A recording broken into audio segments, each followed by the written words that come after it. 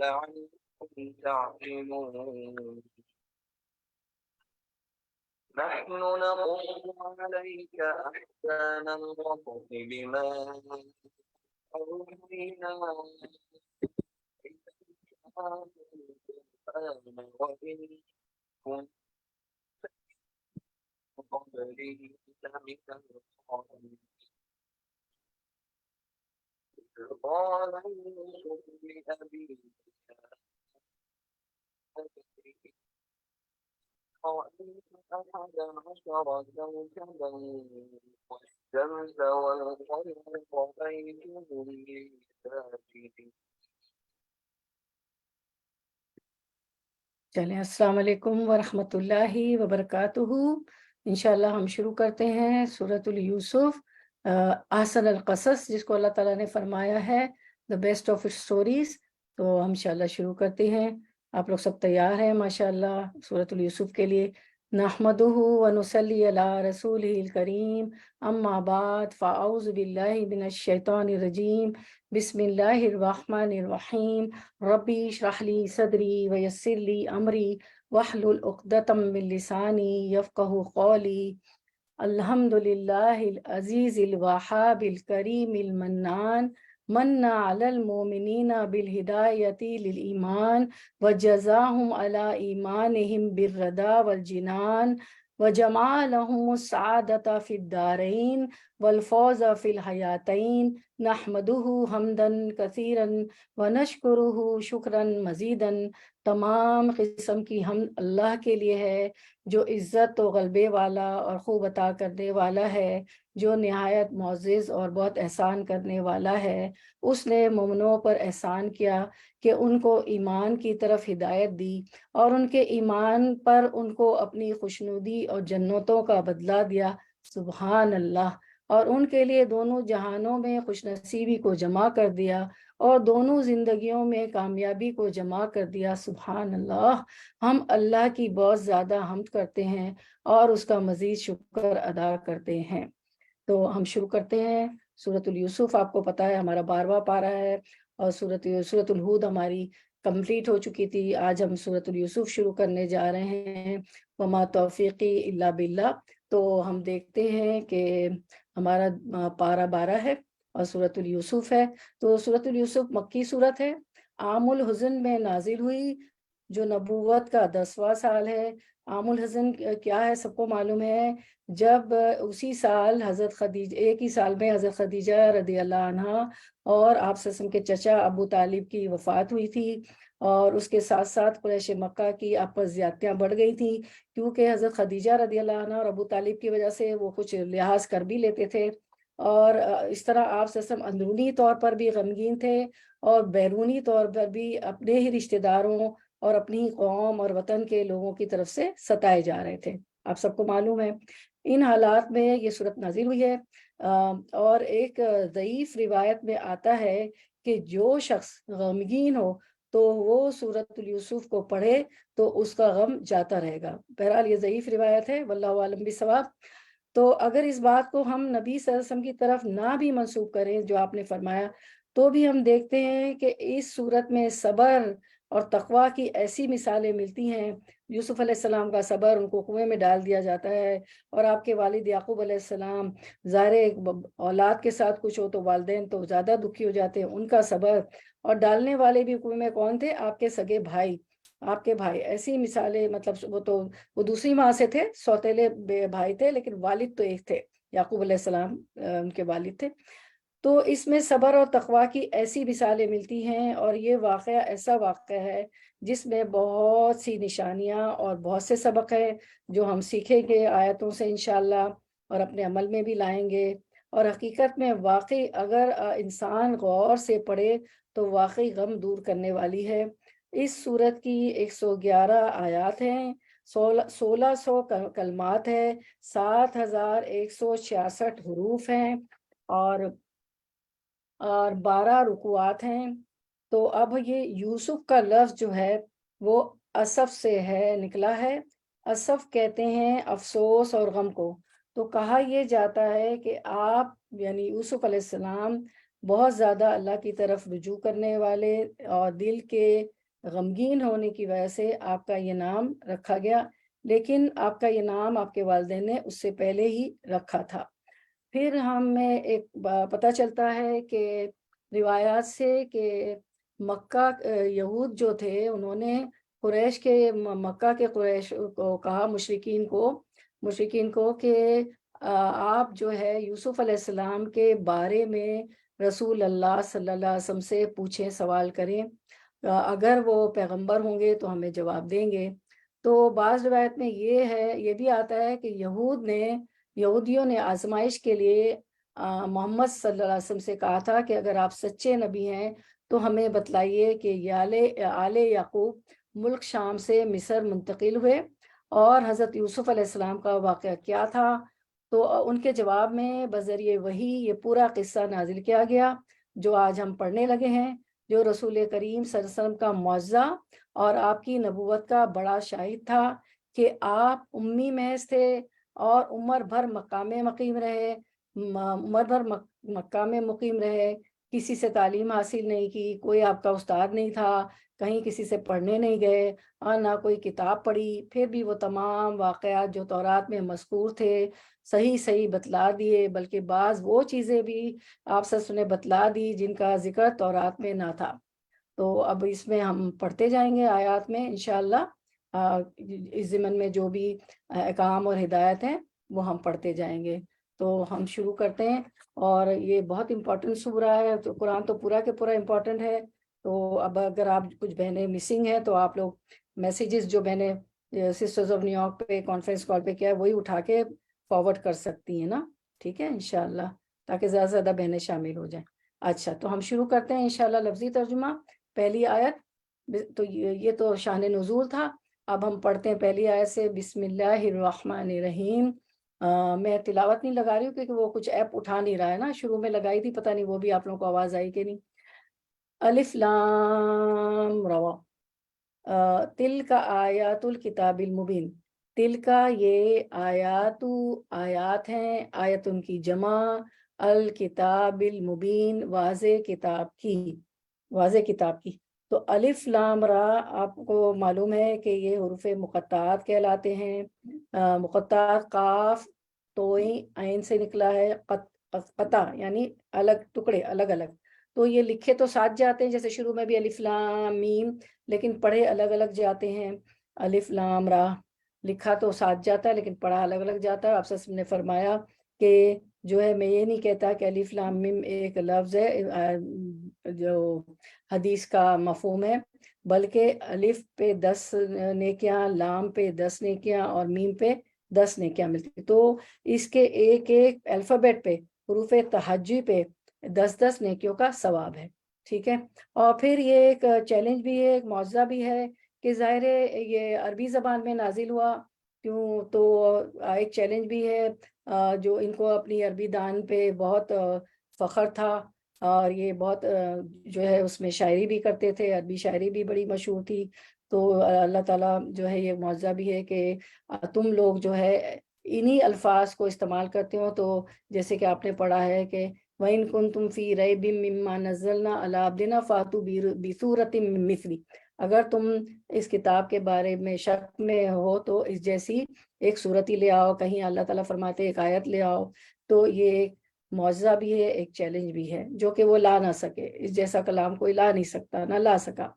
اب تل کا جو ہے اس میں اشارہ بعید ہے، اور یہ مؤنث کے لیے آتا ہے، ذالکا مذکر کے لیے آتا ہے، ٹھیک ہے۔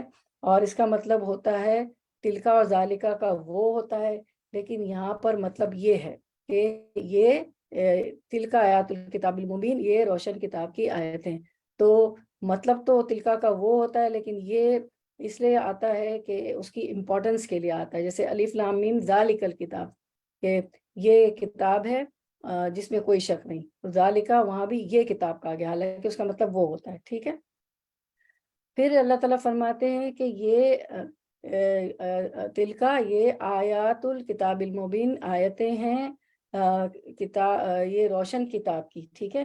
مبین کہتے ہیں، جو مبین کا مطلب ہوتا ہے کہ واضح، بالکل واضح ہے، روشن ہے آیتیں اس کی. مبین کا روٹ ورڈ ہے. اچھا، اور یہاں جو پہلے ہم دیکھ لیتے ہیں کہ یہ جو اللہ نے کہا ہے کہ آیات الکتاب، تو کتاب سے مراد آپ سب کو پتہ ہے قرآن مجید ہے، اور یہ خاص صورت بھی ہے، یعنی سورۃ الیوسف بھی مراد ہے کتاب سے، ٹھیک ہے.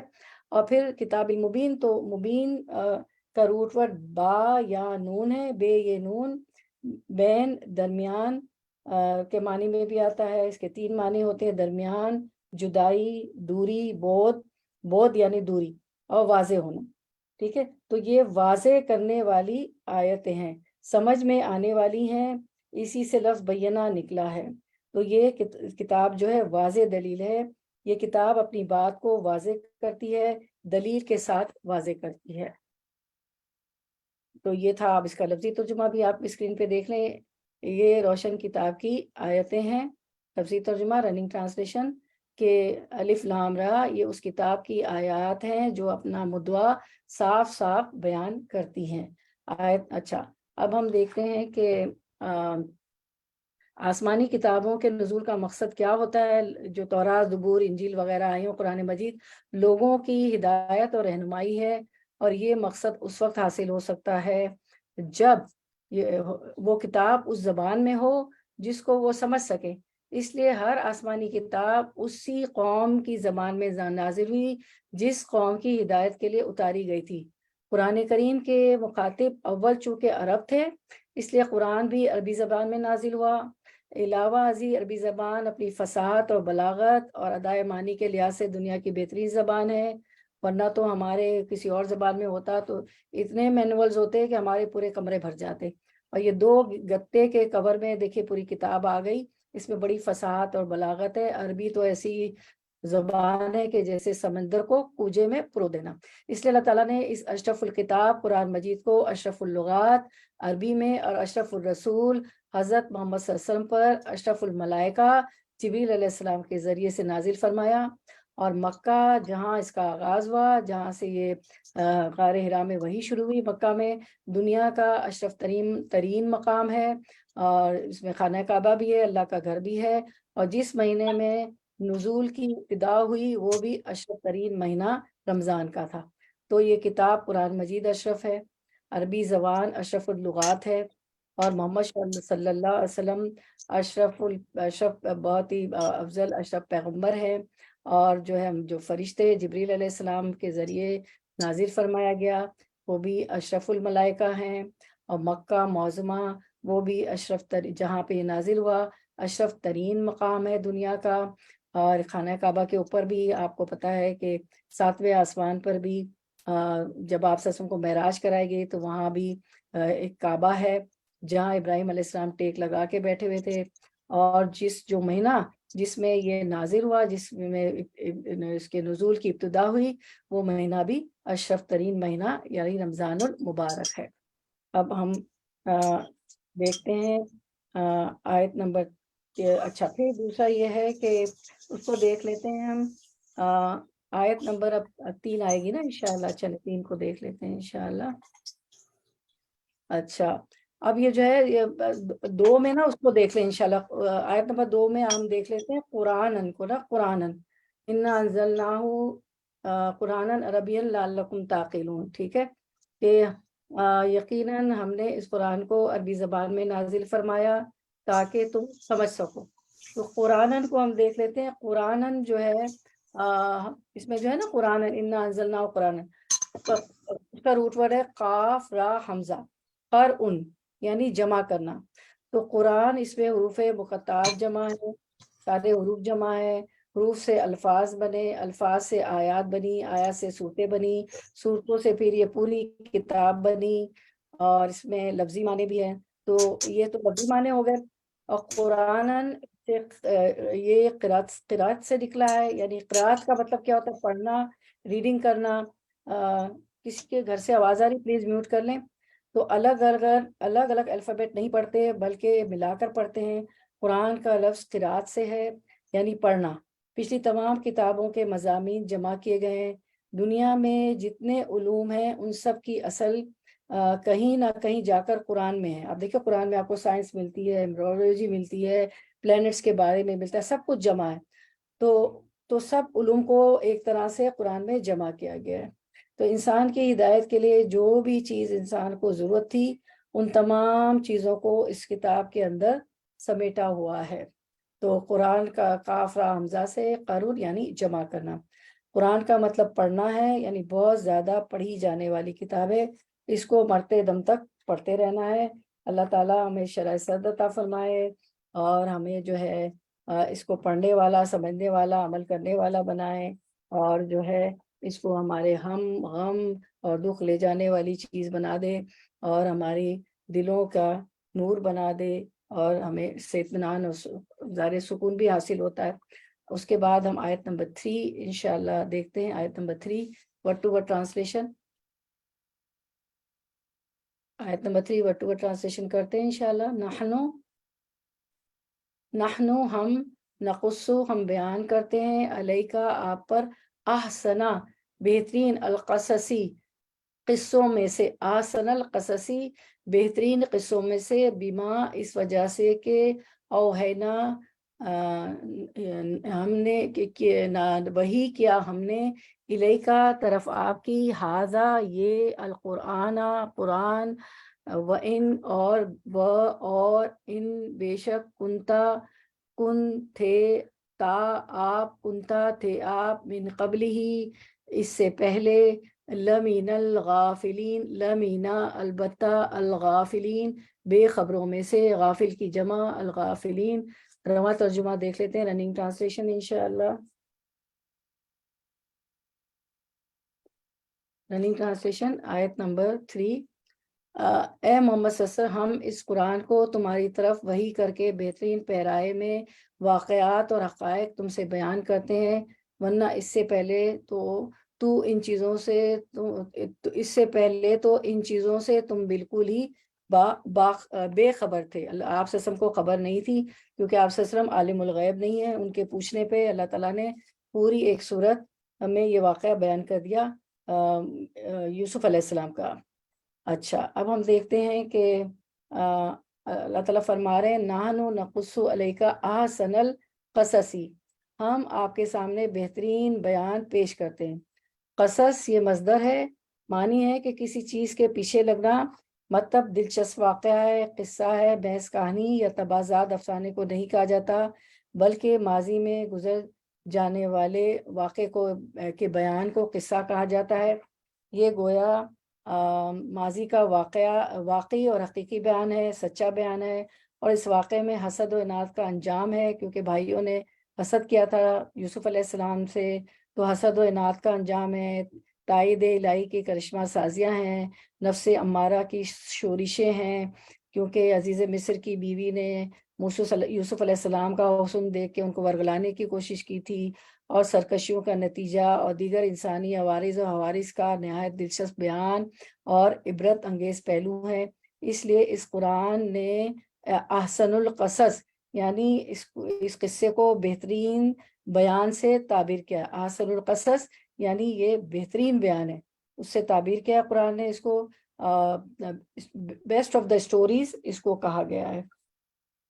اچھا، اب ہم دیکھتے ہیں کہ نقص اچھا جو ہے رواں ترجمہ دیکھ لیں ذرا انشاءاللہ. اس کا رواں ترجمہ، رننگ ٹرانسلیشن. اے محمد، ہم اس قرآن کو تمہاری طرف وحی کر کے بہترین پیرائے میں واقعات اور حقائق تم سے بیان کرتے، ورنہ اس سے پہلے تو ان چیزوں سے تم بالکل ہی بے خبر تھے. تو اب ہم آیت کی طرف آتے ہیں. نقص کو ہم دیکھتے ہیں تھوڑا. نقص جو ہے اس کا روٹ ورڈ ہے قاف صاد. قصہ یقص یعنی کسی کے پیچھے جانا. جب انسان جو ہے کوئی واقعہ سنتا ہے تو سنانے والوں کو سنانا، جو سنا رہا ہوتا ہے اس کو فالو کر رہا ہوتا ہے. تو احسن القصص یعنی بہترین کہانی، دنیا کے قصوں میں سے بہترین قصہ ہے یوسف علیہ السلام کا. سورہ یوسف مکمل طور پر بیان کی گئی.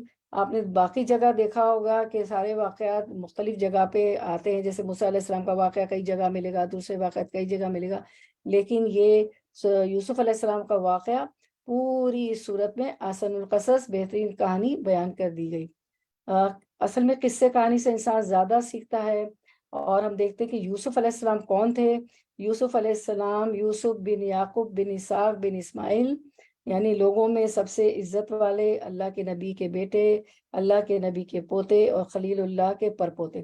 یوسف علیہ السلام خود بھی نبی، یوسف علیہ السلام کے والد اسحاق علیہ السلام وہ بھی نبی، اسحاق علیہ السلام کے جو والد ہیں اسماعیل علیہ السلام وہ بھی نبی، اسماعیل علیہ السلام کے والد یعنی خلیل اللہ ابراہیم علیہ السلام وہ بھی نبی، تو ابراہیم علیہ السلام کے یوسف علیہ السلام پر پوتے تھے اور اسماعیل علیہ السلام کے پوتے تھے۔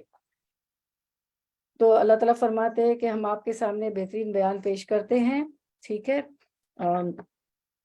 تو قصص سے یہ مصدر ہے، معنی ہے کسی چیز کے پیچھے لگنا، مطلب دلچسپ واقعہ ہے، قصہ محض کہانی یا تبازات افسانے کو نہیں کہا جاتا، بلکہ ماضی میں گزر جانے والے واقعے کو قصہ کہا جاتا ہے۔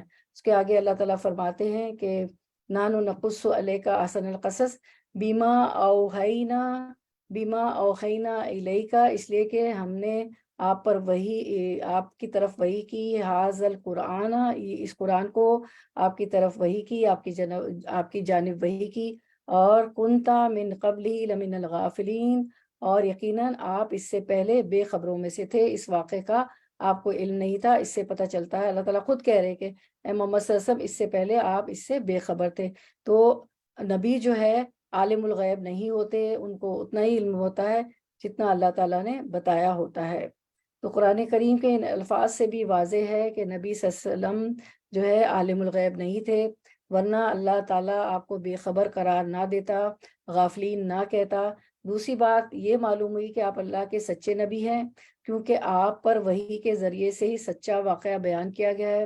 آپ نہ کسی کے شاگرد تھے کہ کسی استاد سے سیکھ کر بیان فرما دیتے، کبھی آپ کسی سے سیکھنے پڑھنے نہیں گئے تھے، نہ کسی اور سے ہی ایسا تعلق تھا جس سے سن کر تاریخ کا یہ واقعہ اپنے اہم جزیات کے ساتھ آپ نشر کر دیتے۔ اور عربوں کو تو یہ واقعہ معلوم ہی نہیں تھا، ان کو قوم عاد، قوم ثمود وغیرہ کے تو قصے واقعے سب معلوم تھے، کیونکہ وہ عرب میں ہی ہے نا۔ تبوک پہ بھی ہم نے پڑھا ہے، تبوک کے قریب یہ بستیاں تباہ ہوئی تھی، اور یہ واقعہ صرف یہودیوں کو پتا تھا کیونکہ ان کی کتاب میں تھا یوسف علیہ السلام۔ تو یقیناً اللہ تعالیٰ ہی نے وحی کے ذریعے سے آپ پر نازل فرمایا ہے، جیسے کہ یہاں پہ اس آیت میں اللہ تعالیٰ نے بتا دیا۔ اچھا، اب ہم دیکھتے ہیں قصص کیا ہوتا ہے نا، احسن القصص ہم پڑھ رہے ہیں، ٹھیک ہے۔ تو ہم دیکھتے ہیں کہ قصص کیا ہوتا ہے، قصص القرآن کیا ہے۔ پہلے تو ہم دیکھتے ہیں قصص القرآن، ٹھیک ہے۔ کذالک نقص، اللہ تعالیٰ فرماتے ہیں سورۃ یا قصص القرآن ہم دیکھ لیتے ہیں، ٹھیک ہے۔ قصص القرآن، ٹھیک ہے، سلائڈ دکھا دیں۔ قصص القرآن، قصص القرآن، تو ہم دیکھتے ہیں کہ قصص القرآن یعنی قرآن کے قصے کیا ہوتے ہیں، اس کا ایک تعارف ہم دیکھ لیتے ہیں۔ سورۃ الطٰہٰ 99 میں ارشاد باری تعالیٰ ہے کذالک نقص علیک من انباء ما قد سبق وقد آتیناک من لدنا ذکرا، اسی طرح ہم آپ پر کچھ ان خبروں میں سے بیان کر رہے ہیں جو تحقیق پہلے گزر چکی، اور یقیناً ہم نے آپ کو اپنے پاس سے ذکر عطا کیا۔ تو اب ہم دیکھتے ہیں کہ قصص القصہ کے لغوی معنی کیا ہے، یعنی کہ ڈکشنری میننگ کیا ہے۔ قصص القصہ کے لغوی معنی، یعنی اس کے لغوی معنی ہوتے ہیں نشان قدم پر چلنا۔ ابھی میں نے تفسیر میں بھی آپ کو بتایا، کسی کے پیچھے کر چلنا، کسی کے نشان قدم پر چلنا، یعنی کوئی قصہ بیان کر رہا ہوتا ہے تو ہم اس کو فالو کر رہے ہوتے ہیں، سن رہے ہوتے ہیں، تو نشان قدم پر چلنا، کسی کام کی تلاش میں جانا۔ اور قصص کے دوسرے بھی معنی، دیگر معنی بھی ہیں، وہ ہم دیکھ لیتے ہیں۔ قصص کے دیگر معنی ہیں بیان کرنا، خبر دینا، تذکرہ کرنا، پختہ اور زور انداز میں، پختہ اور پرزور انداز میں کچھ کہنا، کسی بات کو واضح کرنا، تفصیل بیان کرنا، جیسے کہ پوری تفصیل جو ہے اس قصے میں آ گئی، اس کو اسی لیے قصص کہا گیا ہے۔ ہم پڑھیں گے پوری سورۃ الیوسف میں انشاءاللہ۔ سابقہ یعنی پچھلے حادثات اور واقعات کو بیان کرنا، کوئی داستان سنانا۔ تو قصص القرآن وہ عبرت انگیز قصے ہیں میری بہنوں، جو قرآن میں اللہ تعالیٰ نے اپنے رسول کے ذریعے بیان فرمائے۔ پہلی امتوں کے احوال، انبیاء سابقین، حادثات اقوام کے ذکر فرمائے، پہلے جتنے نبی گزرے ہیں ان کے حالات، پہلی امتوں کے حالات، جو حادثے ان کے ساتھ ہوئے قوموں کے ساتھ، قوم پہ جو عذاب آیا نہ ماننے کی وجہ سے، پھر قوموں، قبیلوں، شہروں اور بستیوں کے احوال بھی تاریخی طور پر بیان کیے۔ انہیں قصص القرآن کہا جاتا ہے، اور ہر قوم کے آثار اور حالات و واقعات کو اللہ نے ان کو ایک بولتی ہوئی تصویر کی شکل میں نقل کیا ہے۔ اور آج سائنس اور ٹیکنالوجی سے ہم اسکرین بھی دیکھ رہے ہیں، کتاب بن کے اسکرین ہمارے پاس آ جاتا ہے، thanks to Allah and thanks to technology and thanks to our IT in-charge sister Uzma Hussain. اچھا، اب قرآن کریم کا اہم موضوع قصص اور واقعات ہیں۔ تو قصص القرآن کی اقسام ہم دیکھ لیتے ہیں کہ ہاؤ مینی کائنڈز آف، کتنی طرح کی قصص القرآن کی اقسام ہیں۔ قصص القرآن کی 3 اقسام ہیں، ٹھیک ہے۔ قصص القرآن کی اقسام 3 ہیں۔ نمبر 1، انبیاء اور رسول کے قصے۔ اس میں کیا آ جاتا ہے؟ قرآن کریم میں کل 27 انبیاء علیہ السلام کے واقعات ذکر فرمائے گئے ہیں، تو ان کی قوم کے احوال اور سارے قصے بتائے گئے ہیں۔ دوسرا کیا ہے؟ دوسری قسم ہے انبیاء کے علاوہ دیگر لوگوں کے قصے ہیں، افراد اور گروہوں کے واقعات ہیں۔ حضرت لقمان کا قصہ ہے، اور اس شخص کا قصہ بھی ہے جو ایک بستی سے گزرا، جو اپنی چھتوں پر گڑی پڑی ہوئی تھی۔ پھر ہم سورۃ الکہف اور ہر جمعہ کو پڑھتی ہیں، تو ذوالقرنین کا قصہ بھی ہے، اصحاب کہف کا قصہ بھی ہے، ان نوجوانوں کا بھی کہ جنہوں نے جو ہے شرک کو چھوڑ دیا تھا اور جو ہے غار میں پناہ لے لی تھی۔ پھر جو ہے تیسری قسم ہے نبی صلی اللہ علیہ وسلم کے زمانے میں رونما ہونے والے واقعات، یعنی کہ غزوہ بدر، غزوہ احد، غزوہ احزاب، اور اب یہ ساری غزوات آپ نے پڑھی ہیں، ہم نے غزوہ بدر، غزوہ احد ہماری آیتوں میں آئی تھیں الحمدللہ۔ پھر اس میں بنی جو یہ قبیلے ہیں یہود کے، جوس کے جو قبیلے تھے اس میں مدینہ میں، ان کے متعلق بھی ہے، بنی قریظہ، بنی نذیر کے متعلق بھی آپ نے پڑھا، اور سورۃ الحشر میں آپ نے کافی تفصیل پڑھی تھی ان قبیلوں کے بارے میں، جوس کے، یہودیوں کے۔ پھر زید بن حارثہ کے بارے میں ہم نے پڑھا، اور زید کا تو آپ تو جو ہے دورہ قرآن سے گزر چکی ہے۔ زید کا تو نام بھی اللہ تعالیٰ نے قرآن میں لیا ہے، ان سے شادی اور بی بی زینب سے طلاق کا واقعہ۔ پھر ابو لہب کے لیے تو سورۃ اللہب پوری اتاری گئی، ابو لہب کا قصہ وغیرہ۔ تو یہ ساری 3 طرح کی اقسام ہیں۔ اس کے بعد دل تو بہت چاہ رہا ہے جلدی سے یوسف علیہ السلام کا واقعہ پڑھ لے، لیکن جب تک ہمیں تدبر نہ آئے قرآن کا تو آنا چاہیے نا۔ اللہ تعالیٰ نے فرمایا کہ افلا تدبرون، کیا تم غور و فکر نہیں کرتے، قرآن میں تدبر نہیں کرتے؟ تو قرآن کے اسٹوڈنٹ کو پتا ہونا چاہیے، تدبر کرنا چاہیے۔ پھر قصص القرآن کی اہمیت کیا ہے وہ ہمیں کچھ آیتوں سے پتہ چلتا ہے، اس کو ہم دیکھ لیتے ہیں۔ قصص القرآن کی اہمیت تو جو ہے سورۃ طٰہٰ 99 میں اللہ تعالیٰ کا ارشاد باری تعالیٰ اللہ تعالیٰ کا قصہ بیان کرنے کو اپنی ذات کی طرف منسوب کرتے ہیں۔ اب یہاں بھی ہم نے دیکھا، آپ نے دیکھا نا کہ نحن نقص، سورۃ یوسف میں بھی کہ ہم یہ قصہ بیان کر رہے ہیں۔ تو سورۃ طٰہٰ 99 کذالک نقص علیک من انباء ما قد سبق وقد آتیناک من لدنا ذکرا، اس طرح ہم آپ پر کچھ ان خبروں میں سے بیان کر رہے ہیں جو تحقیق پہلے گزر چکی، اور یقیناً ہم نے آپ کو اپنے پاس سے ذکر عطا فرمایا۔ پھر جو ہے اللہ تعالیٰ کا نبی صلی اللہ علیہ وسلم کو قصہ بیان کرنے کا حکم دینا، سورۃ الاعراف 175 میں ارشاد باری تعالیٰ فَقْصُصِ الْقَصَصَ لَعَلَّهُمْ يَتَفَكَّرُونَ۔ میں نے یہ سارا آپ کو روٹ ورڈ سے اور سب سمجھا دیا تھا۔ اس کے بعد انبیاء کا اپنے سے پہلی اقوام کے قصے بیان کرنا، ٹھیک ہے۔ جیسے شعیب علیہ السلام نے اپنی قوم سے کہا، سورۃ الہود میں ارشاد باری تعالیٰ وَيَا قَوْمِ لَا يَجْرِمَنَّكُمْ شِقَاقِي أَن يُصِيبَكُم مِّثْلُ مَا أَصَابَ قَوْمَ نُوحٍ أَوْ قَوْمَ هُودٍ أَوْ قَوْمَ صَالِحٍ وَمَا قَوْمُ لُوطٍ مِّنكُم بِبَعِيدٍ۔ اور اے میری قوم، میری مخالفت تمہیں اس بات پر ہرگز آمادہ نہ کرے کہ تم اللہ کی نافرمانی پر اتر آؤ اور تمہیں بھی ان کی مانند عذاب پہنچے جیسے قوم نوح، قوم ہود یا قوم صالح کو پہنچا، اور قوم لوط تو تم سے کچھ دور بھی نہیں۔ اس کے بعد ہم دیکھتے ہیں قصص القرآن کے جو ہے فائدے، ٹھیک ہے، فائدے ہم دیکھ لیتے ہیں انشاءاللہ۔ تو اب اس سے آپ کو پتہ چلے گا کہ یہ قرآن کے واقعات سے کتنا ہمیں سبق ملتا ہے۔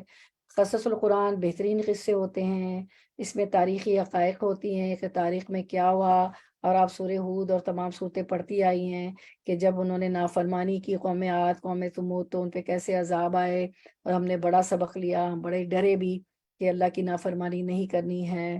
اور اسلوب نہایت مؤثر ہوتا ہے، بہت اثر انداز طریقہ سے ہمارے دلوں پہ اثر کرتے ہیں یہ قصے، اور آپ سورۃ یوسف میں بھی دیکھیں گی اور دوسرے قصوں میں بھی آپ نے دیکھا قوموں کے جو ہم نے پڑھے، اور یہ قصے دل کی مضبوطی کا باعث بنتے ہیں۔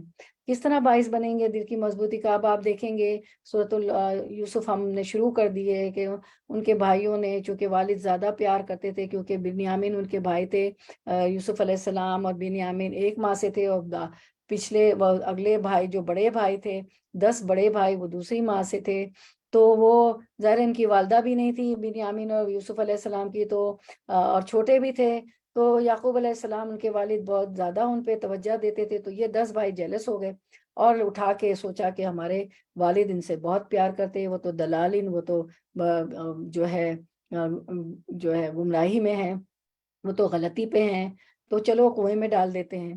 تو ہمیں دیکھتے ہیں کہ کتنا ظلم ہوا ان پر، یوسف علیہ السلام پہ، اور جو ہے پھر ہم دیکھتے ہیں کہ یعقوب علیہ السلام نے بھی کس طرح صبر کیا، انہوں نے جھوٹ بولا کہ بھیڑیے نے کھا لیا بھائیوں نے، تو یعقوب علیہ السلام کا صبر دیکھتے ہیں۔ پھر یہ ظلم کا ہم دیکھتے ہیں کہ اللہ تعالیٰ نے کیسے ان کو جو ہے مصر کی سلطنت عطا کی، وہ وہاں کے فائننس منسٹر بن جاتے ہیں یوسف علیہ السلام، تو ہمارا دل مضبوط ہوتا ہے۔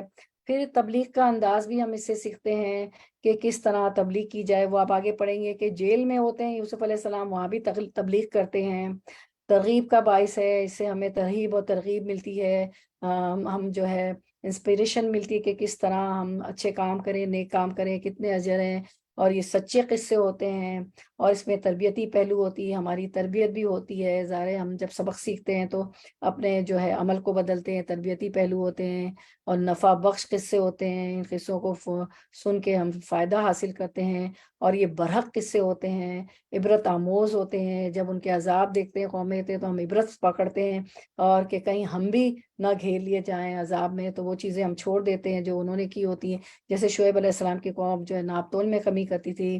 پھر قرآن کی بلاغت، فصاحت اور بلاغت پر پتہ چلتی ہے کہ عربی زبان میں نازل ہوا، اور چھوٹے سے جملے میں کتنی ساری باتیں اس میں پرو دی جاتی، جیسے سمندر کو کوزے میں پرونا، پھر عبرت آموز واقعات ہے، پھر ثابت قدم ہم ہو جاتے ہیں ان سب واقعوں کو پڑھ کے کہ ہم گناہوں سے بچیں گے، تو اور پھر ثابت قدمی کی دعا بھی کرتے ہیں، اور قرآن کی سچائی ہمیں پتہ چلتی ہے، اور لگتا ہے کہ یہ تو پوری عمر بھی کافی نہیں ہے قرآن کو سمجھنے کے لیے، غور و فکر ہم کرنے لگتے ہیں، آیات کونی میں، آیات شرعی میں، غور و فکر کی بھی اللہ نے کہا ہے کہ غور و فکر کرو، پھر ہم آیت کونی کو دیکھتے ہیں، سورج، چاند، ستارے کہ کیسے یہ کام کر رہے ہیں، اپنے وقت پہ نکل رہے ہیں، ہم جو ہیں اتنے سست ہیں، اور پھر نصیحت بھرے قصے ہوتے ہیں، اس میں نصیحت بھی ملتی ہے، پر اطمینان قصے ہوتے ہیں، دلوں کو سکون ملتا ہے، اللہ بذکر اللہ تطمئن القلوب، اللہ خبردار ہو جاؤ، آگاہ ہو جاؤ، ہوشیار ہو جاؤ،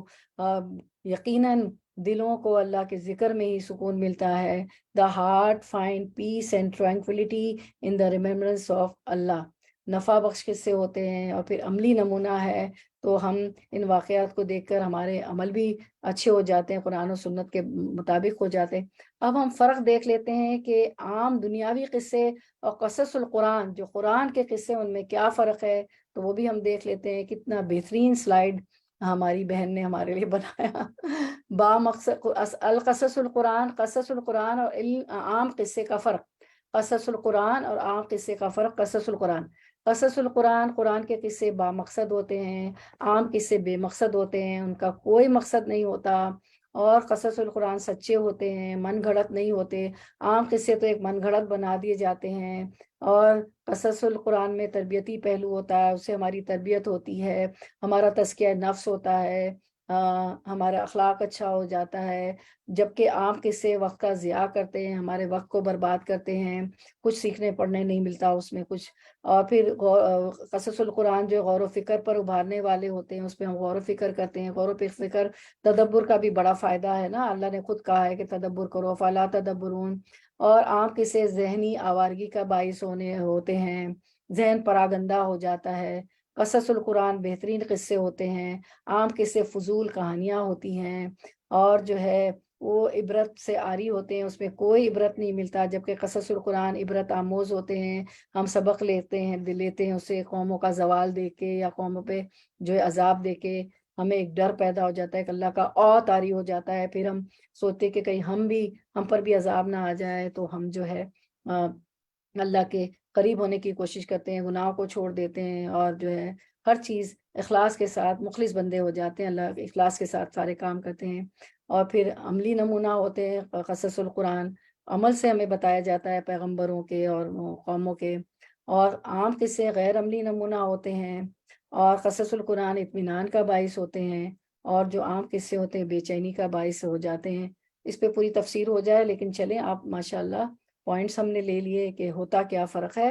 اس کے بعد ہم دیکھتے ہیں انشاءاللہ آیت نمبر 4، انشاءاللہ آیت نمبر 4، وٹ ٹرانسلیٹ از، جب، قالا کہا، یوسف نے، لی ابھی اپنے والد سے، یا ابتی اے میرے ابا جان، انی بے شک میں، رأیتو دیکھا میں نے، خواب، احدا عشرہ 11، عشرہ 10، احدا 1، تو 10 اور 1 11 ہو گئے، احدا عشرہ سیدھا حساب ہے، کیلکولیشن۔ دیکھیں حساب کتاب بھی اللہ تعالیٰ ہمیں سکھاتے ہیں، ٹھیک ہے۔ پھر جو ہے ہم دیکھتے ہیں کوکبن، ستاروں کو، والشمسا، اور سورج، الشمسا سورج، والشمسا اور سورج، والقمرا اور القمرا چاند کو، رأیتو دیکھا میں نے، ہم انہیں، رأیتہم دیکھا میں نے انہیں، رأیتو اوپر بھی دیکھیں سیکنڈ لائن لاسٹ ورڈ، تا دما تو، دیکھا میں نے کے لیے تو، یہاں بھی رأیتو دیکھا میں نے، اس کے ساتھ ضمیر جوڑ دی گئی، انہیں کنہیں، سورج اور چاند کو، رأیتہم دیکھا میں نے انہیں، لی مجھے، ساجدین سجدہ کرتے ہوئے، ساجد کی جمع، ٹھیک ہے، رأیتہم تھوڑی سی گرامر ہو گئی نا آپ کی، انشاءاللہ شروع کریں گے بہت جلد، میں واپس آ جاؤں پھر انشاءاللہ۔ چلیں اب ہم رواں ترجمے، رننگ ٹرانسلیشن۔ یہ اس وقت کا ذکر ہے جب یوسف نے اپنے باپ سے کہا، ابا جان میں نے خواب دیکھا ہے کہ 11 ستارے ہیں اور سورج اور چاند ہے، اور وہ مجھے سجدہ کر رہے ہیں، ٹھیک ہے۔ اچھا اب آیت کی طرف آتے ہیں انشاءاللہ ہم، آیت 4۔ تو یہ واقعہ کہاں سے شروع ہوتا ہے؟ یوسف علیہ السلام کی عمر اس وقت 12 سال کی تھی، اور انہوں نے جب خواب دیکھا، اور وہ کہتے ہیں اس قالا یوسف، جبکہ یوسف نے کہا، لی ابی ہی اپنے باپ سے ذکر کیا انہوں نے، تو کیا اس میں یہ ہے کہ کیا کہا، اس قالا یوسف لی ابی یا ابتی، جبکہ یوسف نے اپنے باپ سے ذکر کیا کہ ابا جان یا ابتی، تو دراصل یہ یا ابھی تھا، ٹھیک ہے۔ یا جو ہے حروف ندا ہے، جیسے آپ اردو میں کسی کو بلاتے ہیں اے بیٹے، اے ہارون، اے فلاں، تو یا جو ہے حروف ندا دیتے ہیں نا، آواز دیتے ہیں، ٹھیک ہے۔ تو یا ابتی اصل میں یا ابھی تھا، ابھی یعنی میرے والد، ٹھیک ہے، یا ابھی میرے والد، تو یا کو تا سے بدل دیا، یا ابھی کہنے کی بجائے کہا یا ابتی، ٹھیک ہے۔ تا کی جو یا کی نسبت جو ہے تا، جو ہے یا کی نسبت تا زیادہ سافٹ ہے، تو اور اس میں زیادہ لاڈ ہے، ٹھیک ہے، تو اس کو یا ابتی کر دیا۔ وہ کہتے ہیں کہ یا ابتی اے میرے والد، انی رائتو بے شک میں نے دیکھا، کیا کہا انہوں نے، بے شک میں نے دیکھا، تو را جو ہے بصیرت اور بصارت سے دیکھنا ہے، یعنی انہوں نے خواب دیکھا، ٹھیک ہے۔ انی رائتو احدا عشرن کوکبن والشمس والقمرا، کہ ابا جان میں نے 11 ستاروں کو اور چاند اور سورج کو دیکھا، رأیتم لی ساجدین، کیا دیکھا، یہ انہوں نے خواب میں دیکھا، ٹھیک ہے۔ بصیرت اور بصارت سے دیکھنا، انہوں نے خواب دیکھا کہ وہ میرے آگے سجدہ کر رہے ہیں.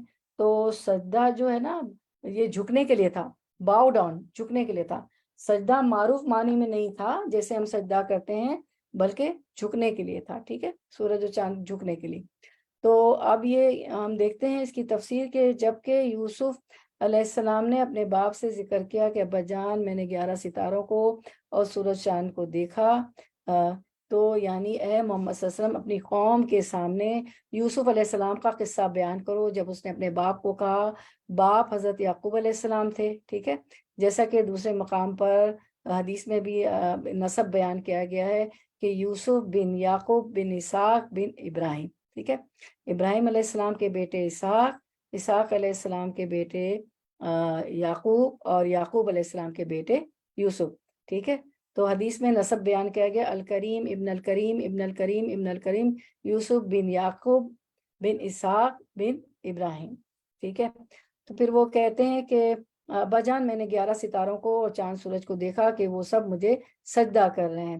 تو بعض مفسرین نے کہا کہ یہ 11 ستاروں سے مراد حضرت یوسف علیہ السلام کے بھائی ہیں جو 11 تھے. چاند سورج سے مراد ماں اور باپ ہیں. ٹھیک ہے، اور خواب کی تعبیر 40 یا 80 سال کے بعد اس وقت سامنے آئی جب یہ سارے بھائی اپنے والدین سمیت مصر گئے اور وہاں حضرت یوسف علیہ السلام کے سامنے سجدہ ریز ہو گئے. جو یہ تفصیل آیتوں میں آتی جائے گی تو ہم پڑھتے جائیں گے کہ کیا وجہ ہوئی. ویسے تو آپ کو معلوم ہی ہے کہ جانے کی کیا وجہ ہوئی مصر نا ان کے بھائیوں کی. ٹھیک ہے، اچھا اس کے بعد ہم دیکھتے ہیں آیت نمبر 5 انشاءاللہ word to word translation. Next slide. قالا، قالا اس نے کہا، قالا اس نے کہا یا بنیا لا تخصص نہ تم بیان کرو رؤیا کا رویا خواب کا اپنا رؤیا کا اپنا خواب علی اخوتی کا اللہ پر اخوتی بھائیوں کا اپنے علی اخوتی کا اپنے بھائیوں پر فیقیدو لک قیدا فیقیدو پس یقیدو وہ چال چلیں گے. یا سے آیا نا تو فعل مضارع ہے. لکا لا تیرے، لا لیے، کا تیرے، لکا تیرے لیے، قیدن ایک چال، انا بے شک الشیطان شیطان للانسانی انسان کے لیے عدو مبین ادو دشمن ہے، مبین کھلم کھلا. ٹھیک ہے، شیطان جو ہے انسان کا کھلم کھلا دشمن ہے. اچھا اب رننگ ٹرانسلیشن رواں ترجمہ. جواب میں اس کے باپ نے کہا بیٹا اپنا یہ خواب اپنے بھائیوں کو نہ سنانا ورنہ وہ تیرے در پہ آزار ہو جائیں گے. حقیقت یہ کہ شیطان آدمی کا کھلا دشمن ہے. اصل میں کیا تھا کہ آیت کی طرف آتے ہیں، انہوں نے خواب دیکھا یوسف علیہ السلام نے. آیت کی طرف آتے ہیں تو اپنے والد سے بیان کر دیا، اور جو ہے والد دیکھیں سمجھاتے ہیں کہ یہ خواب اپنے بھائیوں سے نہ بتانا. تو یعقوب علیہ السلام کو خواب کی تعبیر آتی تھی، اور جو ہے پھر بعد میں ہم دیکھیں کہ یوسف علیہ السلام کو بھی اللہ تعالیٰ نے خواب کی تعبیر کا علم دیا تھا.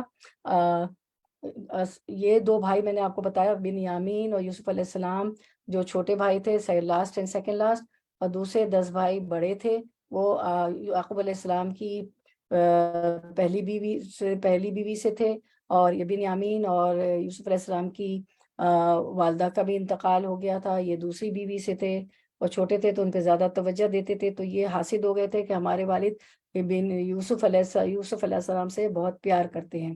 تو یعقوب علیہ السلام کو معلوم تھا، وہ اپنے بچوں کو پہچانتے تھے. تو جب انہوں نے خواب بتایا کہ یا ابتی اے میرے والد میں نے ایسا خواب دیکھا ہے، تو یعقوب علیہ السلام فرماتے قالا یا بنیا لا تخصص رؤیاک علی اخوتک. یعقوب علیہ السلام نے کہا یا بنیا پیارے بچے اپنے اس خواب کا ذکر اپنے بھائیوں سے نہ کرنا. ٹھیک ہے، نہ کرنا. تو یا بنیا اصل میں یہ ابن کہتے نا، ابن یعقوب، ابن ہارون، ابن سرفراز، یعنی سرفراز کا بیٹا، یعقوب کا بیٹا، ہارون کا بیٹا، تو ابن کہتے ہیں نا، ابن بیٹا. تو یا جو ہے میں نے آپ کو بتایا کہ حروف ندا ہے، یا بنیا اے میرے بیٹے، یا اے ہے نا، جیسے ہم اردو میں کہتے ہیں اے ہارون، اے عظما، اے فلاں، تو یہ حروف ندا ہے۔ تو بنیا اصل میں ابن تھا، تو اس کو چھوٹا کر دیا گیا، کیا ابن تھا، ابن کو بنیا کر دیا گیا، اس کو اس میں تصغیر یعنی چھوٹا کرنا کہتے ہیں، یہ تصغیر الحبیب کہلاتا ہے۔ انشاءاللہ گرامر کریں گے تو آپ کو پتہ چل جائے گا، میں نے کہا کان گوشوار ہو جائے، ٹھیک ہے۔ اور اس میں پیار کا انداز بھی پایا جاتا ہے، یہ پیار کی علامت ہے۔ اس وقت آپ 12 سال کے تھے جب یہ خواب دیکھا، تو یعقوب علیہ السلام نے، کیونکہ خواب کی تعبیر کا بھی علم تھا، وہ جانتے تھے، انہوں نے کہا کہ اپنے بھائیوں سے ذکر نہ کرنا، کیونکہ فَيَكِيدُ لَكَ كَيْدًا، کہ ایسا نہ ہو کہ تیرے ساتھ کوئی فریب کاری کریں، ٹھیک ہے۔ ان الشیطان للانسان عدو مبین، شیطان تو انسان کا کھلا دشمن ہے۔ تو حضرت یعقوب علیہ السلام نے خواب سے اندازہ لگا لیا تھا کہ ان کا یہ بیٹا عظمت شان کا حامل ہو گیا، اس لیے انہیں اندیشہ ہوا کہ یہ خواب سن کر اس کے دوسرے بھائی بھی اس کی عظمت کا اندازہ کر کے کہیں اسے نقصان نہ پہنچائے۔ بنا بری انہوں نے یہ خواب بیان کرنے سے منع فرمایا کہ اپنے بھائیوں سے یہ خواب مت بیان کرنا۔ پھر یہ بھائیوں کے مکر و فریب کی وجہ بیان فرما دی کہ شیطان چونکہ انسان کا ازلی دشمن ہے، اس لیے وہ انسانوں کو بہکانے، گمراہ کرنے اور انہیں حسد و بغض میں مبتلا کرنے میں ہر وقت کوشاں اور طاق میں رہتا ہے۔ چنانچہ یہ شیطان کے لیے بڑا اچھا موقع تھا کہ وہ حضرت یوسف علیہ السلام کے خلاف بھائیوں کے دلوں میں حسد اور بغض کی آگ بھڑکا دے، جیسا کہ یعقوب علیہ السلام، جیسا کہ فی الواقع بعد میں اس نے ایسا ہی کیا، بھائیوں نے ایسے ہی کیا، ان کو کنویں میں ڈال دیا۔ وہ آئے گا، آیتوں سے ہم پڑھیں گے۔ اور حضرت یعقوب علیہ السلام کا اندیشہ درست ثابت ہوا، جو انہوں نے کہا تھا کہ مت بتانا۔ اب ہم دیکھتے ہیں کہ 4-5 حدیثیں بھی ہم دیکھیں گے، میں تفسیر کر لوں تو نیز ترمذی اور ابن ماجہ میں کہ خوابوں کے متعلق ہم حدیثیں دیکھیں گے انشاءاللہ کہ آپ وسلم کیا فرماتے ہیں۔ ابھی ذرا میں تفسیر ہماری نیز ترمذی اور ابن ماجہ میں، کہ آپ کو پتہ ہے نا قرآن کی تفسیر قرآن سے، قرآن کی تفسیر حدیث سے۔ نیز ترمذی اور ابن ماجہ میں کہ رسول کریم صلی اللہ علیہ وسلم نے فرمایا کہ خواب 3 قسم کا ہوتا ہے، ایک اللہ کی طرف سے بشارت، دوسرے نفسانی خیالات، تیسرے شیطانی تصورات۔ اس لیے جو شخص کوئی خواب دیکھے اسے بھلا معلوم ہو تو اس کو اگر چاہے لوگوں سے بیان کر دے، اور اگر اس میں کوئی بری بات نظر آئے تو کسی سے نہ کہے بلکہ اٹھ کر نماز پڑھ لے۔ اور صحیح مسلم کی حدیث میں یہ بھی ہے کہ برا خواب دیکھے تو بائیں طرف 3 مرتبہ تھوک دے اور اللہ سے اس کی برائی سے پناہ مانگے اور کسی سے ذکر نہ کرے، تو یہ خواب اس کو کوئی نقصان نہ دے گا۔ وجہ یہ کہ بعض خواب تو شیطانی تصورات ہوتے ہیں، وہ اس عمل سے دفع ہو جائیں گے، اور اگر سچا خواب ہے تو اس عمل کے ذریعے اس کی برائی دور ہو جانے کی بھی امید ہے۔ تو رسول اکرم صلی اللہ علیہ وسلم نے فرمایا سچا خواب نبوت کے 40 اجزاء میں سے ہے، نبوت کا 40واں حصہ ہے۔ سچا خواب نبوت کے 40 حصے میں سے ایک حصہ ہے، اور خواب معلق رہتا ہے، ہوا میں لٹکا رہتا ہے، معلق رہتا ہے جب تک کسی سے بیان نہ کیا جائے۔ جب بیان کر دیا گیا اور سننے والے نے کوئی تعبیر دے دی تو تعبیر کے مطابق واقع ہو جاتا ہے۔ اس لیے چاہیے کہ خواب کسی سے بیان نہ کرے بجز اس شخص کے کہ جو عالم و عاقل ہو یا کم از کم اس کا دوست اور خیر خواہ ہو۔ تو ہم حدیث دیکھ لیتے ہیں سارے، ٹھیک ہے۔ اچھا، پھر ہم دیکھتے ہیں کہ رسول اللہ صلی اللہ علیہ وسلم نے فرمایا کہ قیامت کا زمانہ قریب آ جائے گا تو کسی مسلمان کا خواب جھوٹا نہ نکلے گا، تم میں سے ان کے خواب زیادہ سچے ہوں گے جو بات میں زیادہ سچے ہوں گے۔ تو اس حدیث سے ہمیں پتہ چلتا ہے کہ جھوٹ نہیں بولنا، سچی بات کریں گے تو خواب بھی زیادہ سچے آئیں گے، بالکل جھوٹ نہیں بولنا ہے۔ اور آپ نے پڑھی بھی ہے نا سورۃ البقرہ میں، وَلَهُمْ عَذَابٌ أَلِيمٌ بِمَا كَانُوا يَكْذِبُونَ، ان کو دردناک عذاب اس لیے دیا گیا، منافق کو دیا جائے گا کہ وہ جھوٹ بولتے ہیں۔ تو مسلمانوں کا خواب نبوت کے 45 حصوں میں سے ایک 45واں حصہ ہے۔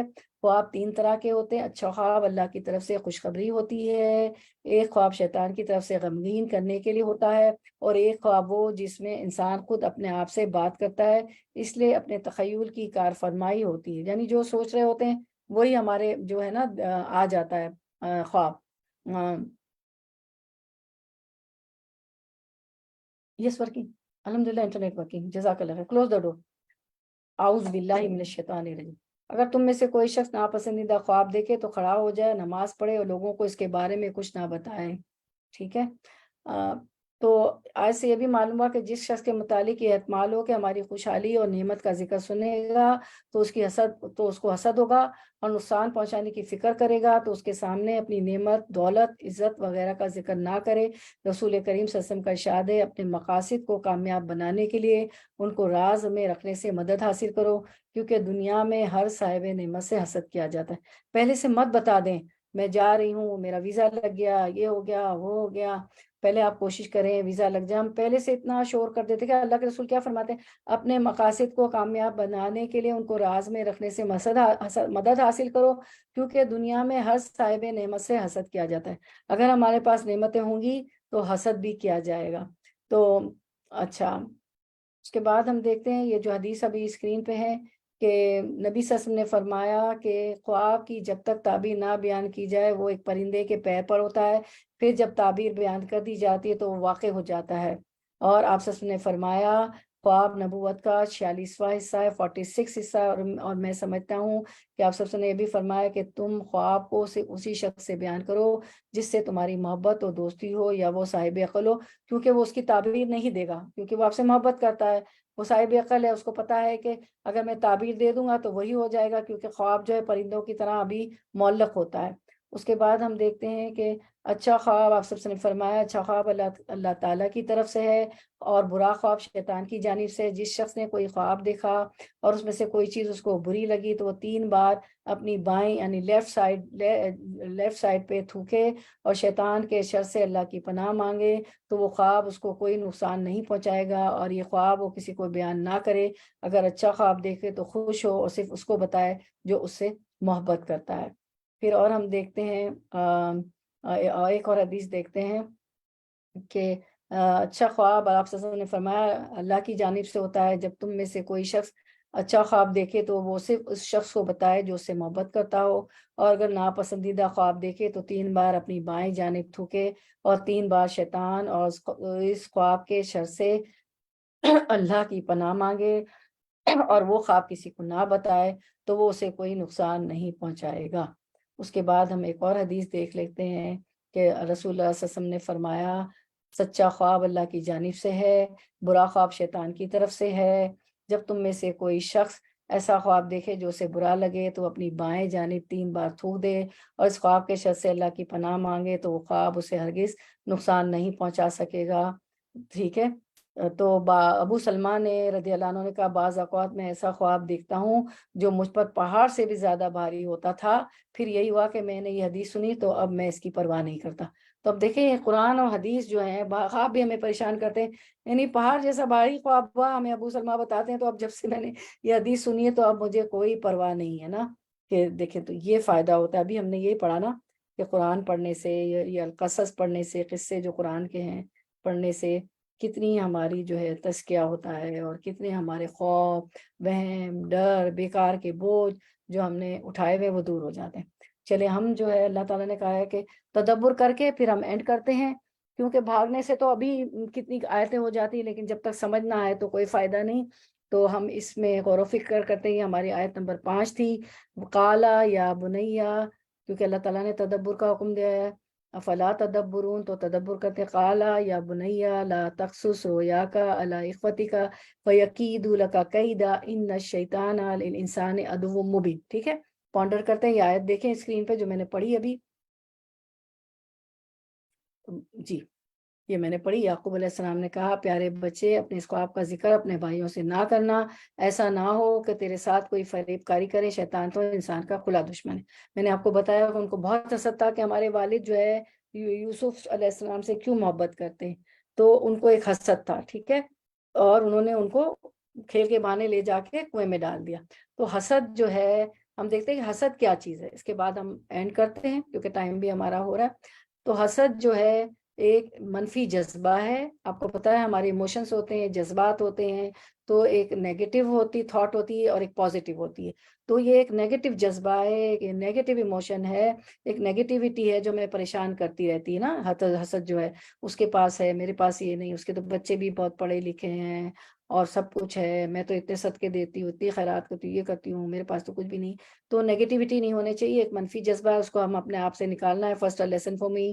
پھر ان حسد سے کیا ہوتا ہے، انسان پریشان رہتا ہے، عبادت سے بھی گیا اور ذکر سے بھی گیا، دل کی دھڑکن بھی جو ہے بڑھ جاتی ہے. اور جو حاسد کیا کرتا ہے، جس کو حسد ہوتا ہے، دوسروں کی نعمت پر خوش نہیں ہوتا ہے. کیوں خوش نہیں ہوتا ہے؟ کہ اس میں اعتماد کی کمی ہوتی ہے، اس میں کانفیڈنس نہیں ہوتا ہے کہ وہ سمجھتا ہے میں تو یہ کام کر نہیں سکتا، اور جس ترقی کو یہ پہنچے ہے وہ میں نہیں کر سکتا. یعنی ایون بچوں کی اچھی جگہ شادی ہو، بچے تعلیم اچھی کر لیں، شوہر اچھی پوسٹ پر ہو، جو بھی نعمتیں ملی ہو وہ خوش نہیں ہوتے. تو حسد کیا ہے؟ ایک منفی ایموشن ہے، نیگیٹیوٹی ہے، اور دل کی دھڑکن بھی ہماری اس سے بڑھ جاتی ہے. اور حاسد جو ہے، حسد جو ہے، دوسروں کی نعمت پر خوش نہیں ہونے دیتا، اور کانفیڈنس کی بھی کمی ہو جاتی ہے. تو اپنے آپ میں کانفیڈنس ہونا چاہیے نا. جی بلکہ دین میں کوئی لوگ یہ آگے بڑھ ورڈ جو جاتے ہیں. ہے وہ دل کی کڑھن ہے، کڑھن یعنی کڑنا. دل، ہاں دل. دیکھیں یہ شیطان ابھی کہا تھا نا. تو میں تو ہمیشہ کہتی ہوں کہ اتنی تیاری سے وہ آتے، جزاک اللہ خیر، بارک اللہ فی، اتنی تیاری سے دیکھیں وہ آتے ہیں ہمیں تراویح پڑھانے، اور کتنی بار وہ اٹکتے ہیں، اتنے سالوں کے وہ حافظ ہوتے ہیں. تو یہ بھی ایک شیطان کا وار ہوتا ہے، جزاک اللہ خیر. تو دل کی کڑھن، کڑتا بھی ہے نا دل. اور میرے جیسے کمزور کو تو حسد ہو تو دھڑکن بھی واقعی وہ کڑتا رہتا ہے. اور دل کی جو کڑن ہوتی ہے کسی کے خلاف، وہ واقعی کوئی کام نہیں کرنے دیتی ہے نا. تو کڑنا کیا، کڑنے والا کیا کرتا ہے؟ اپنے آپ کو تباہ کرتا ہے، کڑتا ہی رہتا ہے. وہ کوئی پازیٹیو کام کر ہی نہیں سکتا، کیونکہ نیگیٹیوٹی ہے اس کے اندر. پھر ہم دیکھتے ہیں کہ حسد جو ہے، سلائیڈ نمبر 2، کسی دوسرے کی نعمت، مال، اولاد، شادی، خوشی، کامیابی دیکھ نہ سکنا، اور ختم ہونے کی خواہش کرنا. تو حسد جب ہوتا ہے نا، تو نہ کسی کا مال دیکھ سکتے ہیں، کوئی امیر ہوتا ہے نہ اس کو دیکھ سکتے ہیں، بڑا گھر گاڑی، اولاد اگر دین پہ ہے، اولاد بھی کامیاب ہے، اچھی پوزیشنز پہ ہے، شادی اچھی جگہ ہو گئی، اور خوش ہے اور کامیابی ہے. تو جس کو حسد ہوتا ہے وہ یہ سب اچھی چیزیں کسی دوسرے میں دیکھ ہی نہیں سکتا. اور وہ حاسد جو ہوتا ہے وہ کہتا ہے کہ یہ ساری نعمتیں اس کے پاس سے ختم ہو جائے، اس کی وہ خواہش کرتا ہے. کتنی غلط چیز ہے نا. کہ آپ سے نے فرمایا کہ ایک مومن اور ایک مسلمان تو جو ہے اپنے بھائی کے لیے جو ہے، اگر اس کا ایک عضو دکھتا ہے تو کس طرح پورا جسم، ایک سر بھی دکھتا ہے پورا جسم میں دکھنے لگتا ہے. تو اپنے بھائی کے لیے اسی طرح تڑپتا ہے، اس کو تکلیف ہوتی. پوری مسلمان سارے بھائی ہیں. لیکن یہ جو ہے، جو اس طرح کا جو ہے وہ حسد کرنے لگتا ہے، کامیاب کسی کو دیکھ ہی نہیں سکتا، اور وہ اللہ کی تقسیم پر راضی نہیں ہوتا، بلکہ گلے شکوے کرتا رہتا ہے. اور کیا ہے یہ؟ اللہ کی تقسیم ہے، اللہ کی تقسیم پہ راضی ہونا چاہیے. اچھا میری وجہ سے یہ ہو گیا، وہ میں نے ان کو راستہ بتایا تو ان کو گرین کارڈ مل گیا، میں نے کہا تو ان کو جو ہے جاب مل گئی. بھائی آپ تو وسیلہ ہیں، اللہ تعالیٰ نے وسیلہ اور ذریعہ بنایا ہے، اللہ کی تقسیم پہ راضی ہو گئے. اگر آپ کی وجہ سے آپ کا بزنس فیل ہو گیا، کسی کام میں آپ ناکام ہو گئی، آپ کے آئیڈیا سے وہ آگے بڑھ گئی، تو اللہ کی تقسیم پہ راضی ہو جائے. یہ اللہ کی تقسیم تھی اور آپ کو تو اجر مل گیا نا. تو وہ شکلے شکوے کرتا ہے، اللہ کی تقسیم پہ بھی راضی نہیں ہوتا ہے. کتنی بری بات ہے کہ ہمیں تو ہے نا کہ والقدر خیری و شرری من اللہ تعالیٰ والباسی بعد الموت، کہ اچھی و بری تقدیر اللہ کی طرف سے ہے، اور اللہ کی رضا میں راضی برضا ہونا چاہیے. دل ہی دل میں جلنا کوڑنا، وہی دل کی کوڑن ابھی پڑھا تھا جس کو انہوں نے کریکٹ کیا عظمیٰ جی نے. دل ہی دل میں جلنا کوڑنا اور خوش نہ ہونا، اس میں کوئی نہ کوئی عیب نکالتے رہنا. فلاں تو ایسا، فلاں کی کوئی کامیاب دیکھی، ہاں بڑے تھے، 4 چوہے جو ہے کہ بلی جو ہے کتنے 4 چوہے 40 چوہے مار کے چلی حج کو، ابھی بڑی بیٹھ گئی ہے، پڑھنے پڑھانے جمع ہو جاتی ہے، تو ایسے چلتی تھی عیب لگانا. اور دل ہی دل میں جلنا کوڑنا اور خوش نہ ہونا. تو حسد یہ سب کروا دیتا ہے. جس سے حسد ہو اس کے نقصان پر خوش ہونا، بہتان لگانا، نفرت کرنا، یہ حسد یہاں تک کروا دیتا ہے. ایک تو خوش نہیں ہوتے اس کے مال اولاد شادی خوشی کامیابی پہ، دوسرا بہتان بھی لگانا، اس کو بدنام کرنا بھی شروع کر دیں گے. اور بہتان کے متعلق تو پوری سورۃ النور نازل ہو گئی کہ تمہاری زبانیں ایک زبان سے لے کے دوسری زبان تک آگے لیے چلی جا رہی تھی. بی بی عائشہ کا جو رضی اللہ عنہ کا جو سلنڈر ہے، تم نے کیوں نہیں کہا؟ اللہ تعالیٰ نے فوراً پکڑ کی کہ ھذا افک مبین، یہ تو کھلی جو ہے وہ افک ہے ان پہ جو ہے ان کے متعلق سلنڈر ہے، یہ کیوں نہیں تمہاری زبانیں کہا؟ تو بہتان لگانے سے بھی باز نہیں آتا حسد کرنے والا، اور حسد کرنے والا اسے نفرت کرنے لگتا ہے. لیکن جو اللہ کی تقسیم پر راضی ہو اور جو ہے اس کا رویہ اس کی کسی کی نعمت دیکھ کے جو ہے ان کی طرح ہو، جو بی بی مریم کے پاس آتے تھے زکریا علیہ السلام اور بے موسم کا پھل دیکھتے تھے تو کہتے تھے این لکی حاذا، اے مریم علیہ السلام یہ آپ کے پاس کہاں سے آیا؟ تو کہتی تھی کہ اللہ کی طرف سے۔ تو فوراً ہنالک دعا زکریا، انہوں نے دعا کر لی، اللہ تعالیٰ نے ان کو جو ہے یحییٰ بیٹے کی خوشخبری دی۔ نبی تو بیٹا اس لیے مانگتے نا کہ دین کا کام کیسے چلے گا، ہم تو جائیداد وراثت یہ وہ، ہمارے تو دوسرے گولز اور دوسرے ایم ہیں، دنیا کی ہم و غم ہی ہمیں اتنے کھا گئے کہ آخرت کے ہم و غم میں فرض دا لیسن فور می، وہ تو فکر ہی نہیں ہے، چھوٹی چھوٹی بات میں پریشان ہو جاتے ہیں۔ اور یہ حسد جو دیکھے اتنی خرابیاں لاتا ہے، دین سے دور، اللہ سے دور، نمازوں سے دور، ذکر سے دور۔ اچھا اب اگر کوئی آپ سے حسد کرتا ہے تو کیا کریں؟ اب آپ کو پتہ چل جائے میرا حاسد ہے، حاسد گھر میں ہی ہوتے، دیکھا نا یہ بھائی تو تھے جو سوتیلے بھائی تھے جنہوں نے کیا کیا کنویں میں ڈال دیا تھا یوسف علیہ السلام کو، کیونکہ والد محبت زیادہ کرتے تھے۔ اگر کوئی آپ سے حسد کرتا ہے تو کیا کریں؟ حاسد کو نظر انداز کر دیں، اس کو وقت سمجھائے گا، بالکل نہیں کہ یہ تو مجھ سے حسد کرتا ہے، اور ایک دوسری بیماری میں نہ پڑ جائیں کہ تو میری حاسد ہے، میں تو جاؤں گی نہیں، میں تو اس سے ملوں گی نہیں، وہ جس ٹیبل پہ پارٹیز میں بیٹھے گی شادی ہال میں نہیں بیٹھوں گی، نہیں، اس کو نظر انداز کر دیں۔ حسد کرنے والے کے ساتھ حسن سلوک سے پیش آئیں، اس سے بہت اچھا سلوک کریں۔ ہم تو دین کے اسٹوڈنٹ ہیں نا، تو ہم تو طالب علم ہیں، تو ہمیں تو ہر حال میں ہمارا تو سلوک لوگوں سے اچھا ہونا چاہیے کہ وہ دین کی طرف آ جائیں، کہ میں تو کچھ بھی کر لوں، یہ تو مجھ سے اتنا اچھا سلوک کر رہی ہے۔ اپنی خوبیوں اور نعمتوں پر اللہ کا شکر ادا کریں اور تکبر سے بچیں۔ جو نعمتیں آپ کو ملی ہوئی ہے، جس سے حاسد آپ سے جلتا ہے، آپ سے حسد کر رہا ہے، تو اپنی نعمتوں کا شکر ادا کریں، میرے ساتھ شکر ادا کریں۔ سب سے بڑی نعمت تو یہ کہ ہمیں دین مل گیا ہے، اور ہم جو ہے بنی بنائی کتابیں اسکرین ہم پڑھ رہے ہیں، ہم سب مل کے کام کر رہے ہیں، ٹھیک ہے؟ سبحان اللہ و بحمدہ عدد خلقہ و رضا نفسہ و زنۃ عرشہ و مداد کلماتہ، ٹھیک ہے؟ شکر کریں اپنی خوبیوں پہ، اپنی نعمتوں پر، لیکن فخر، تکبر اور ریا نہیں ہونا چاہیے، ہر وقت شکر۔ بلکہ شکرانہ تو جو ہے 2 نفل بھی نہیں پڑھنے ہوتے ہیں، پہلے تو ہم غلط کام کر رہے تھے، سجدہ تلاوت کی طرح ضرور دن میں ادا کیا کریں، دن میں کسی وقت۔ حاسد کے سامنے اپنی نعمتوں کا ذکر نہ کریں۔ آپ کو جب پتہ ہے کہ وہ حاسد ہے تو کیوں جا کے بتاتی ہیں کہ میرا تو بہت بزنس فلرش ہو گیا، میرے بچہ تو فلائنگ کلر سے پاس ہو گیا، اس کو تو اسکالرشپ مل گئی، اور یہ ہو گیا اس کے سامنے اپنی نعمتوں کا ذکر نہ کریں۔ ایسے لوگوں سے محتاط بھی رہیں، بہت محتاط رہیں، ٹھیک ہے؟ کہ وہ، کیونکہ نظر تو جو ہے پتھر کو بھی پھاڑ دیتی، نظر جو ہے تو قبر تک بھی لے جاتی ہے۔ دیکھیں نا، آپ مجھے لوگ کہتے ہیں کہ آپ کو نظر، واللہ عالم مجھے نہیں پتا، تو نظر تو قبر تک بھی لے گی نا، موت کے منہ سے بھی انسان واپس آ جاتا ہے، تو قبر تک لے جاتی اور پتھر کو بھی پھاڑ دیتی۔ اور نظر کے لیے دعا بھی نا، سورۃ النون، سورۃ القلم کی آخری آیت بھی، حسد کرنے والے کے لیے دعا کرے، یا اللہ اس کو بدل دے۔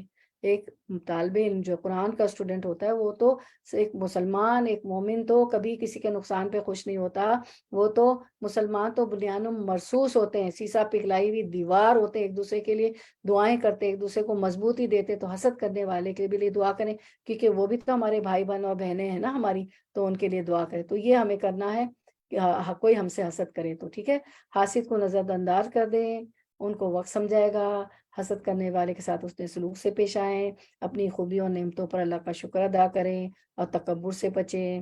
حاسد کے سامنے اپنی نعمتوں کا ذکر نہ کریں، کیونکہ وہ ویسے ہی آپ کا حاسد ہے یا آپ کی حاسد ہے۔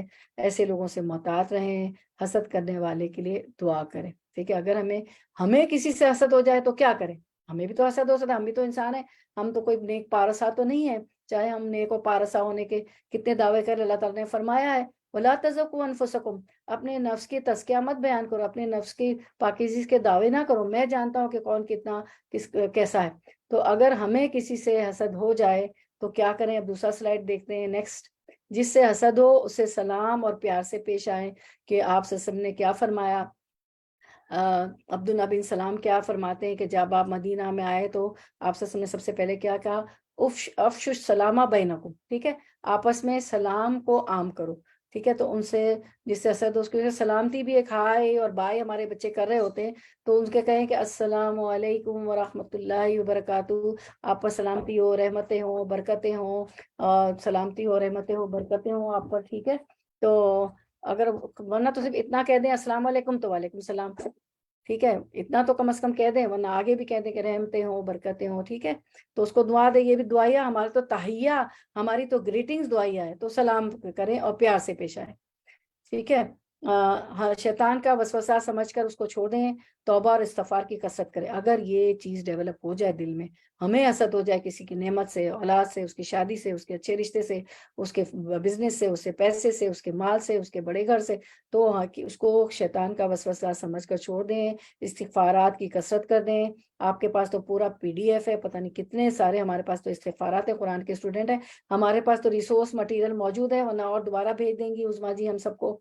किसी की नेमत देखकर हज़रत ज़करिया वाला अमल करें। हुनालिका दा ज़करिया ऐन लकी हाज़ा, बीबी मरियम से, कहाँ से आए बेमौसम के फल, ये तो अल्लाह ताला की तरफ से हैं। तो हुनालिका दा ज़करिया, उस वक्त फौरन दुआ कर ली ज़करिया अलैहिस्सलाम ने, अल्लाह ताला ने बेटे की बशारत दे दी और नाम भी बता दिया कि उसका नाम यहया होगा। अल्लाह की तक़सीम पर राज़ी रहें, उसके लिए दुआ मददगार साबित होती है। और अगर दिल फिर भी नहीं मान रहा है तो उसकी तक़सीम पे राज़ी रहें। वल क़द्रि खैरी व शर्री मिनल्लाहि ताला वल बासी बअदल मौत, और बहुत दुआएं करें, ठीक है। अभी दुआ भी हम पढ़ते हैं, दुआ भी आ रही, जिससे हसद हो उसकी नेमतों पर उसको मुबारकबाद दें और दुआ दें। और ये नफ्स का घोड़ा नहीं, उसको तो बांधना पड़ता है नफ्स के घोड़े को ना। अब मुझे बहुत बहकाता था, भाई आराम करो, अब क्या है, पूरी रिकवर होके चली तो जाओगी ना, 2 हफ्ते तो है नहीं। लेकिन नफ्स के घोड़े को कसना होता है कि फिर अल्लाह के करीब कैसे होंगे, अल्लाह की रजा कैसे हासिल होगी ना।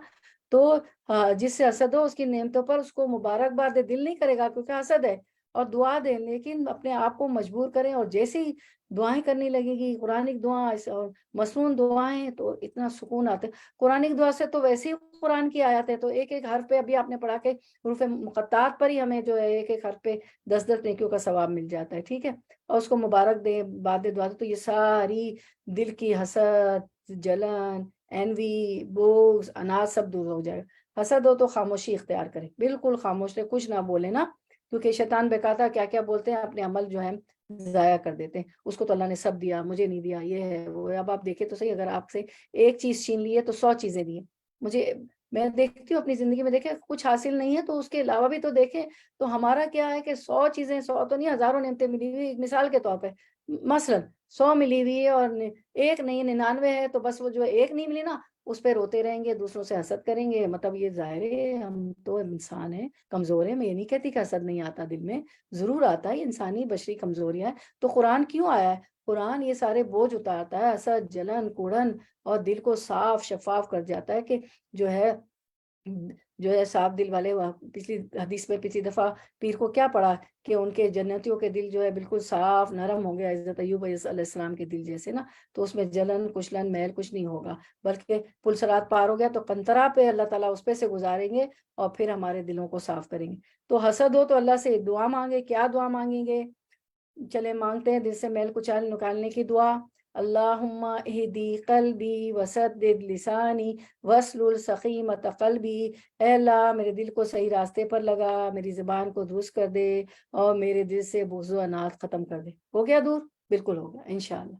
कुरान का स्टूडेंट ऐसे नहीं होता है, होगा, शैतान है, हवाए नफ्स है, जलन, हसद, मादा, लेकिन कहाँ हमें करना है, कहाँ हसद करना है, कि उसको हसद बामाने रश्क लिया है अल्लाह ताला।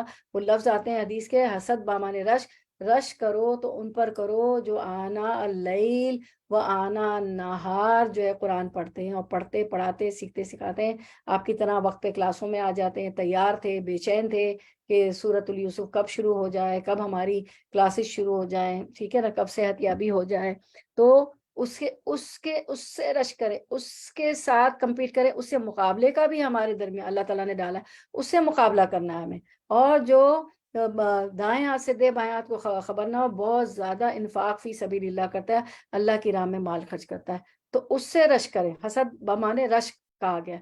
तो नेकी के काम में फस्तबिकुल खैरात, आगे बढ़ना है, लास्ट मैसेजेस का इंतजार नहीं करना। अगर मैं 5 मिनट पहले जूम पे आ जाऊं, मेरा तो अजर शुरू हो गया, मैं तो इखलास नियत से आ गई, तो मैं उज़मा को भी बचा लूंगी लास्ट मैसेज से, शहनाज को भी बचा लूंगी, आपस में भी आप लोग, मुझे पता है एक दूसरे को कर रही, उससे बचा लूंगी। तो फस्तबिकुल खैरात, आगे बढ़ो, आगे बढ़ने वाले आगे। सूरतें पढ़ती ना 3 रात को, सजदा, मुल्क, वाक़या, तो क्या है कि आगे वाले वो तो आगे ही बढ़ने वाले, उनका क्या कहना ना, वो तो बुलंद दर्जों में होंगे। और आप तो माशाल्लाह कुरान की स्टूडेंट है, इतना आप लोगों का तो पढ़ना लिखना भी है कुरान का, ठीक है। अच्छा, अब हमें क्या करना है, पॉइंट टू एक्ट अपॉन। अब अमल में क्या लाएंगे, क्या अमल होंगे हमारे, एक्शन चेंजेस थिंग्स।